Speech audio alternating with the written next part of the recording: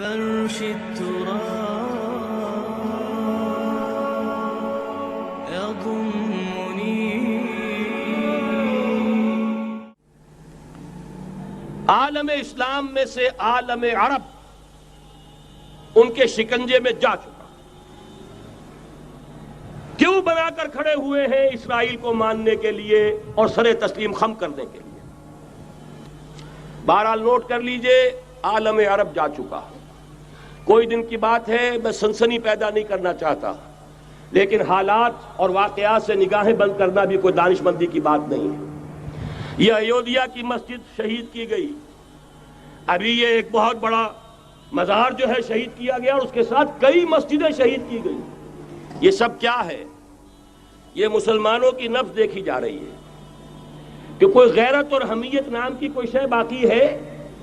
جیسے علامہ اقبال نے وہ نظم لکھی تھی، عبد القادر روہیلا بڑا ظالم جفاجو کینہ پرور تھا، لیکن یہ کہ اس نے جو ایک ٹیسٹ لیا تھا کہ وہ جو عورتیں ہیں تیموری خاندان کی، ان میں کوئی رمق رہ گئی ہے؟ معلوم ہوا کہ نہیں، کہ غیرت نام تھا جس کا گئی تیمور کے گھر سے، ختم، غیرت نکل گئی. اسی طرح ایودھیا کی مسجد، اب چرار شریف، اور یہ کوئی دن کی بات ہے کہ اب مسجد اقصی کا نمبر آیا کہ آیا. اس کے لیے پوری تیاریاں ہو چکی ہیں. یروشلم کا مشرقی حصہ خالی کرایا جا چکا ہے، اس کے اندر اب پورا تسلط یہودی کر رہے ہیں. یہاں تک کہ اب کے یاسر عرفات صاحب نے بھی کچھ نہ کچھ جو ہے احتجاج کی بات کی ہے، حالانکہ اب تک ہر بات مان کر منقار زیرے پر تھا. لیکن یہ کہ ایک وقت آتا ہے آخر کار اسے بھی کچھ بولنا پڑ گیا ہے. لیکن یہودی اب پیچھے قدم ہٹانے والا نہیں ہے. ان کا تھرڈ ٹیمپل، تیسری مرتبہ ہیکل سلیمانی تعمیر ہونا ہے. نوٹ کر لیجئے، ان کے لیے وہ وہی کچھ ہے جو ہمارے لیے کعبہ ہے. ان کے لیے ہیکل سلیمانی بالکل وہی حیثیت رکھتا ہے جو ہمارے لیے کعبہ. وہ ہیکل سلیمانی ایک مرتبہ پہلے نبوکدنضر کے ہاتھوں مسمار ہوا، پھر سن 70 عیسوی میں ٹائٹس کے ہاتھوں مسمار ہوا. سن 70 کے بعد آج 1995 میں کتنے برس ہو گئے؟ پورے 1925 برس ہو گئے کہ ان کا کعبہ زمین بوس پڑا ہوا ہے. اب تک تو ان کا بس نہیں تھا، اب تو بس ہے کہ نہیں؟ اب ان کی حکومت ہے کہ نہیں؟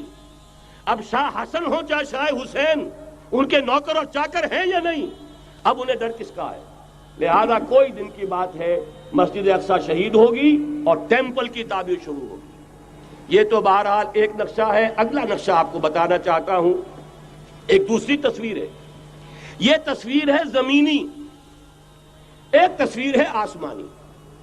وَمَكَرُوا وَمَكَرَ اللَّهُ وَاللَّهُ خَيْرُ الْمَاكِرِينَ. انہوں نے اپنی سی تدبیریں کی، اللہ نے اپنی تدبیر کی، اور ظاہر بات ہے اللہ کی تدبیر سے بہتر تدبیر کس کی ہوگی؟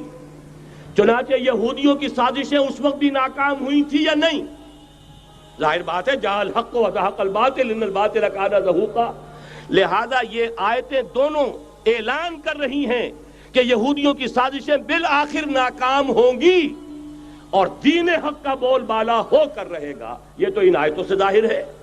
یریدون لیطفئوا نور اللہ بافواہہم واللہ متم نورہ ولو کرہ الکافرون. یریدون ان یطفئوا نور اللہ بافواہہم ویابى اللہ الا یتم نورہ ولو کرہ الکافرون. هو الذی ارسل رسولہ بالہدی ودین الحق لیظہرہ علی الدین کلہ ولو کرہ المشرکون.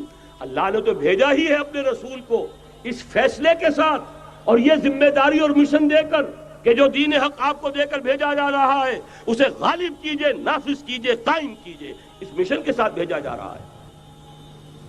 قرآن کہتا ہے ببانگ دہل وَمَا أَرْسَلْنَاكَ إِلَّا كَافَّةً لِلنَّاسِ بَشِيرًا وَنَذِيرًا.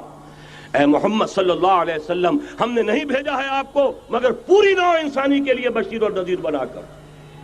تو جان لیجئے کہ یہ مقصد بعثت محمدی صلی اللہ علیہ وسلم بتمام و کمال اس وقت پورا ہوگا جب کل عالم انسانیت پر، کل روئے ارضی پر اللہ کا دین اسی طرح غالب ہو جائے گا جس طرح کہ محمد رسول اللہ والذین معہ صلی اللہ علیہ وسلم ورضی اللہ تعالی عنہم اجمعین، ان کے ہاتھوں سے، ان کے ایثار سے، ان کی قربانیوں سے، جن کا نقشہ آپ کے سامنے مولانا کھینچ چکے ہیں، ان کی احسان، ان کی قربانیاں، ان کی محنت، ان کی جفاکشی، ان کی سرفروشی، ان کے جان تن من دھن لگا دینے کے نتیجے میں جیسے اس وقت غالب ہوا تھا، کل روئے ارضی پر غالب ہوگا، تب کہیں جا کر مقصد بعثت محمدی مکمل ہوگا۔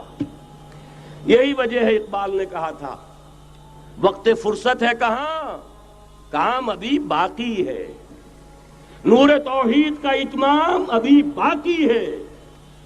لیکن ساتھ ہی خوشخبری بھی دی تھی، یہ چمن معمور ہوگا نغمہ توحید سے، آئے گا وہ دور، یہ چمن معمور ہوگا نغمہ توحید سے، لازماً آ کر رہے گا۔